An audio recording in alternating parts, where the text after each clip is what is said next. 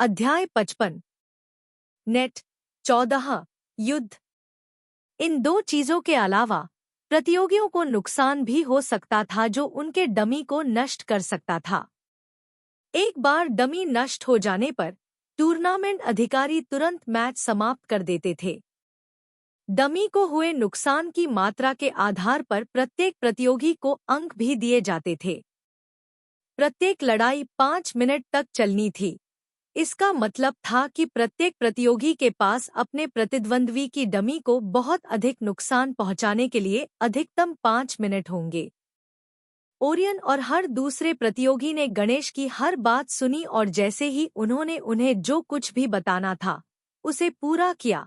कुछ हीलर्स उस कमरे में चले गए जहां प्रतियोगी थे और उनकी उंगलियों में चुभन करके उनके खून की एक बूंद निकाली। एक बार जब वे समाप्त हो गए तो हीलर्स ने एक जादू किया और प्रत्येक प्रशिक्षण डमी चमक उठी। फिर हीलर्स ने डमी को कमरे से बाहर ले गए और गणेश ने अखाड़े में युद्ध की शुरुआत की घोषणा की। स्कोरबोर्ड, जिस पर शुरू में प्रतियोगियों की सूची प्रदर्शित की गई थी, अचानक बदल गया और प्रतियोगियों के नाम और उनके विरोधियों के नाम अब सभी को देखने के लिए प्रदर्शित किए गए। आज की गतिविधि में भाग लेने के लिए 120 प्रतियोगियों ने अर्हता प्राप्त की। इसका मतलब था कि सभी को जोड़े में विभाजित किया जाएगा। हर लड़ाई एक नॉकआउट राउंड थी और अगर कोई हार जाता है तो उसे तुरंत टूर्नामेंट से अयोग्य घोषित कर दिया जाएगा। प्रत्येक मैचअप के विजेता तब तक लड़ते रहेंगे जब तक कि 20 प्रतियोगी शेष न रह जाएं। ये 20 प्रतियोगी टूर्नामेंट के तीसरे दिन होने वाली लड़ाइयों के अगले दौर के लिए अर्हता प्राप्त करने वाले भाग्यशाली प्रतियोगी होंगे। सभी ने स्कोरबोर्ड पर देखा कि कौन सी जोड़ी सबसे पहले अपनी लड़ाई लड़ेगी और यह ओरियन और 14 साल की उम्र के एक युवा बैरन के बीच हुआ। भीड़ उत्साह में चिल्ला उठी, यह देखकर कि यह उनका प्रिय राजकुमार था जो अखाड़े में सबसे पहले लड़ने वाला था। वाह, तुम पहले हो, एड्रियन ने अपनी आंखें चौड़ी करके कहा। ऐसा ही लगता है, ओरियन ने अपने चेहरे पर मुस्कान के साथ उत्तर दिया और कमरे से बाहर जाने से पहले वह अपनी सीट से खड़ा हो गया।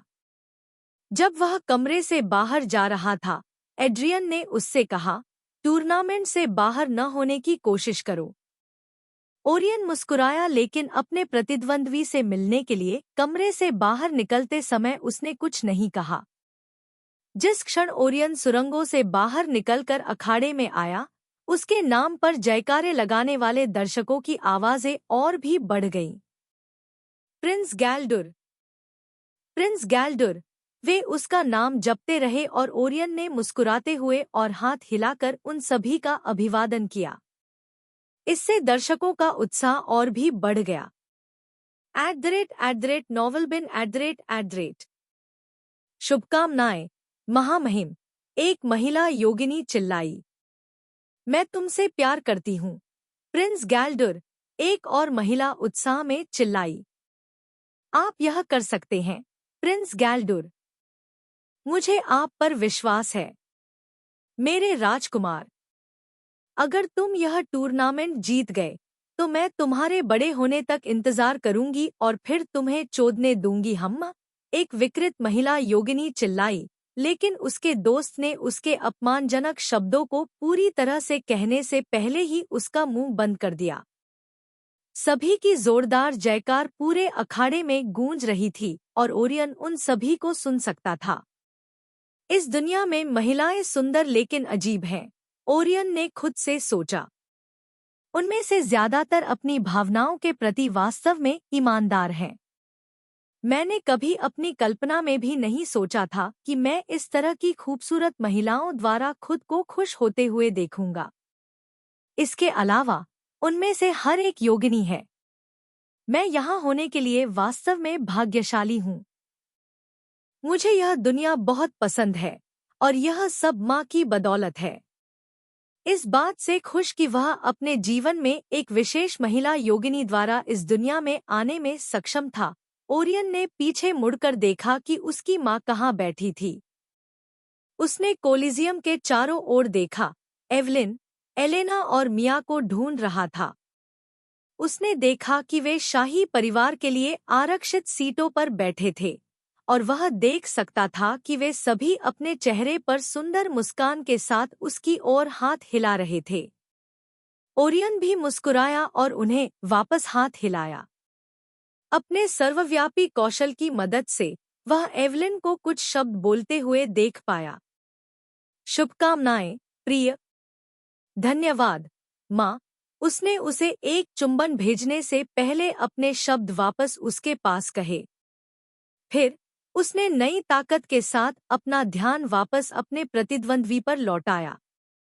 उसने पूरी रात अपनी माँ, चाची और मिया को याद किया था, लेकिन अब उन्हें देखने के बाद वह अपने सभी विरोधियों का सामना करने और जल्दी से इस टूर्नामेंट को समाप्त करने के लिए उत्सुक था ताकि वह अपने प्यारे परिवार के साथ अधिक समय बिता सके। ओरियन ने अखाड़े में कदम रखा और देखा कि उसके प्रतिद्वंद्वी और टूर्नामेंट अधिकारी गणेश ने उसकी ओर झुककर प्रणाम किया। जैसे ही ओरियन गणेश और उसके प्रतिद्वंद्वी के सामने खड़ा हुआ, दर्शकों की जय जयकार बंद हो गई। ओरियन ने देखा कि उसका प्रतिद्वंद्वी एक युवा पुरुष योगिनी था। उसने यह भी देखा कि उसका प्रतिद्वंद्वी उससे थोड़ा बड़ा था और वह एक वन योगिनी था। यह महसूस करते हुए कि यह राजकुमार के करीब आने का उसका मौका था, एड्रियन की तरह उसके प्रतिद्वंद्वी ने ओरियन के खिलाफ गंभीरता से लड़ने का मन बना लिया था। उम्मीद थी कि यह राजकुमार को प्रभावित करने और उसे अनुमति देने के लिए पर्याप्त होगा। उसे अपना दोस्त बनाने के लिए तैयार हो जाओ। क्या तुम तैयार हो? गणेश ने युवा रईस से पूछा और उसने जवाब में अपना सिर हिलाया। ओरियन भी उसके चेहरे पर दृढ़ निश्चय देख सकता था। उसके प्रतिद्वंद्वी के चेहरे पर ऐसा भाव था जैसे वह इस लड़ाई को जीतना चाहता हो, और इससे ओरियन के चेहरे पर मुस्कान आ गई क्योंकि अब उसे यह जानकर राहत मिली कि उसका प्रतिद्वंद्वी भी उसी की तरह इस लड़ाई को गंभीरता से लेने का इरादा रखता है। महाराज, क्या तुम तैयार हो? गणेश ने ओरियन से पूछा और उसने जवाब में अपना सिर हिलाया। ओरियन ने अखाड़े के किनारे दो चिकित्सकों को देखा जो दो प्रशिक्षण डमी के पास खड़े थे। मुझे लगता है कि वे दो डमी हमसे जुड़ी हुई हैं, ओरियन ने अपने विचारों में कहा और फिर अपना ध्यान वापस अपनी लड़ाई पर केंद्रित कर लिया। लड़ो, गणेश ने अपना आदेश दिया और ओरियन और उसके सामने युवा रईस दोनों ने युद्ध की मुद्रा अपना ली।